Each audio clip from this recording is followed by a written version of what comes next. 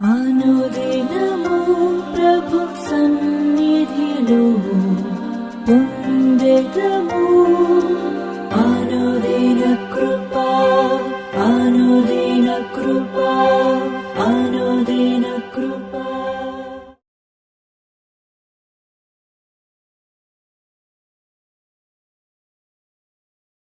మన కుటుంబము ఆనందకరమైన కుటుంబంగా ఉండాలంటే మన ఇంటిలో ఉండకూడనివి ఏమిటి?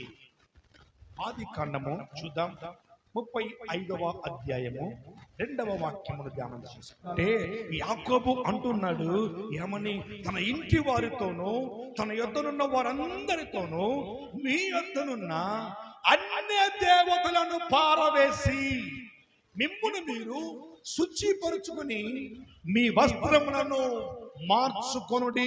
వస్త్రములు అనగా జీవితాలు.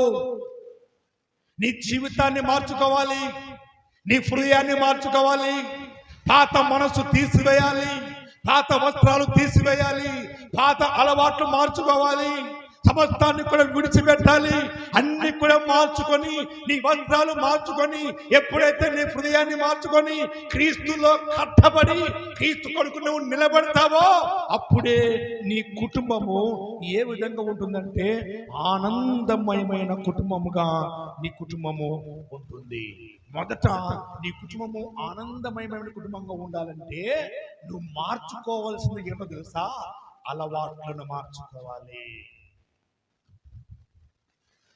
రెండవదిగా దేన్ని మార్చుకోవాలి? 1 తిమోతికి రాసిన పత్రిక 4వ అధ్యాయము 7వ వాక్యము ధ్యానం చేసుకుందాం. అపవిత్రములైన ముసలమ్మ ముచ్చటలను విసర్జించి దేవ భక్తి విషయములలో నీకు నీవే సాధకముగా చేసుకొనము. హల్లెలూయా. రెండవదిగా నీ కుటుంబము ఆనందమయమైన కుటుంబంగా ఉండాలంటే నువ్వు మార్చుకోవాల్సింది, నీ కుటుంబంలో ఏలవలసింది ఏంటో తెలుసా? ముసలమ్మ ముచ్చట్లను తీసివేయాలి. నీ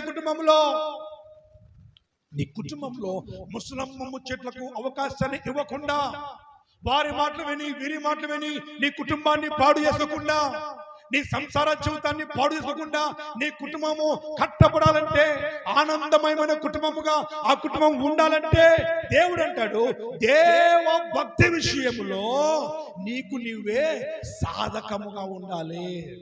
నీ కుటుంబము ఆనందమయంగా ఉండాలంటే ముసలమ్మ ముచ్చట్లను విడిచిపెట్టాలి. ఈ ముసలమ్మ ముచ్చట్లు విని నీ కుటుంబాన్ని పాడు చేసుకోకూడదు. ఎవరో మాటలు విని కండ్లతో చూసినది ప్రతిది కూడా నిజము కాదు, చెవులతో విన్న ప్రతిది కూడా నిజము కాదు. నీ మనస్సు నీకు ఏవి చెప్తుందో అదే చేసినది నాన్న నీవు ఫలిస్తావు. Praise the lord. హల్లెలూయా.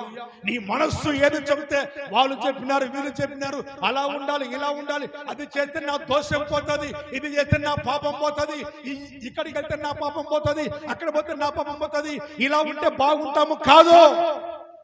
నీకంటూ ఒక మనస్సాక్షి ఇచ్చిన దేవుడు ఉన్నాడు.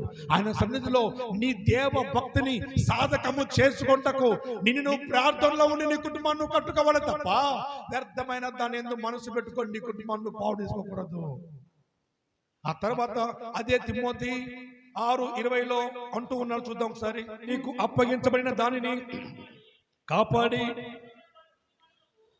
అపవిత్రములైన ఒట్టి మాటలకును జ్ఞానమని అబద్ధముగా చెప్పబడిన విపరీత వాదములకును దూరముగా ఉండుము. దేనికి దూరముగా ఉండాలి? నువ్వు నీ కుటుంబంలో ఆనందమయమైన కుటుంబంగా ఉండాలంటే నువ్వు దేనికి దూరంగా ఉండాలి?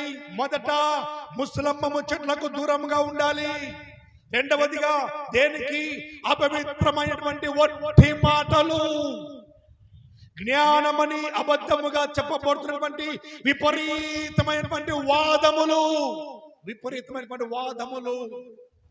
ఇది అవునంటే వీడు కాదంటాడు, ఇది అవునంటే అవసరమా మనకు? అవి మూర్ఖులతో మనం మాట్లాడడం స్టార్ట్ చేస్తే ఎలా ఉంటుందో చెప్పమంటారా? మన చెంప మీద ఒక దోమ వాలుతూ ఉంటది. ఆ చెంప మీద దోమ వాలుతుంది. ఆ యొక్క దోమను చంపాలి కదా అని చెప్పి చెంపకేసి కొట్టుకుంటే దోమ అయితే చనిపోతుంది, కానీ మన చెంపకైతే మొట్టమొదటిగా దెబ్బ తగులుతుంది. అంతే మనిషి జీవితంలో కూడా విపరీతమైనటువంటి వాదములకు దూరముగా ఉండాలి. ముస్లిం ముచ్చట్లకు దూరముగా ఉండాలి. అపవిత్రమైన వడ్డీ మాటలకు దూరముగా ఉండాలి. ఇవి ఎప్పుడైతే నీ కుటుంబంలో ఉంటాయో అప్పుడే నీ కుటుంబము ఆనందమయమైనటువంటి కుటుంబముగా ఉంటుంది.